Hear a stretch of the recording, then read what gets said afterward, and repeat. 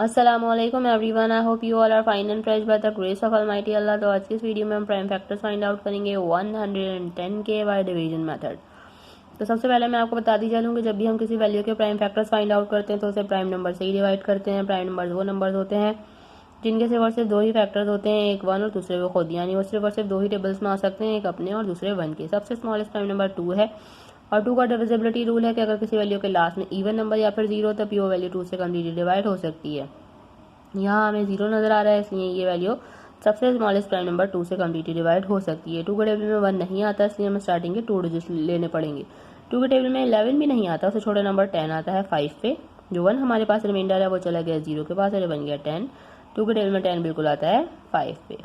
ये बन चुका है 55। इसके लास्ट में ऑड नंबर है, इसलिए ये वैल्यू अब 2 से तो डिवाइड नहीं हो सकती। 2 के बाद जो नेक्स्ट प्राइम नंबर है वो है 3 और ये वैल्यू 3 से भी डिवाइड नहीं हो सकती, क्योंकि 3 का डिविजिबिलिटी रूल है कि एक वैल्यू में जितने डिजिट्स हो उनको प्लस करने के बाद अगर ऐसी वैल्यू है जो कि 3 का मल्टीपल है तभी वो वैल्यू 3 से डिवाइड हो सकती है। तो अगर हम इन दोनों को प्लस करेंगे 5 + 5 वो बन जाएगा 10। 10 3 का मल्टीपल नहीं है, यानी कि वैल्यू 3 से डिवाइड नहीं हो सकती। 3 के बाद जो नेक्स्ट प्राइम नंबर है वो है 5 और 5 से वैल्यू बिल्कुल डिवाइड होगी, क्योंकि 5 का डिविजिबिलिटी रूल है कि अगर किसी वैल्यू के लास्ट में 5 या फिर 0 हो तो वो वैल्यू 5 से कम्प्लीटली डिवाइड हो सकती है। 5 के टेबल में 5 आता है 1 पे और 5 के टेबल में 5 आता है 1 पे। ये बन चुका है 11। 11 खुद एक प्राइम नंबर है, क्योंकि ये अपने और 1 के टेबल के अलावा किसी और टेबल में नहीं आता, इसलिए यहाँ हम इसे 11 से ही डिवाइड करेंगे। 11 के टेबल में 11 आता है 1 पे।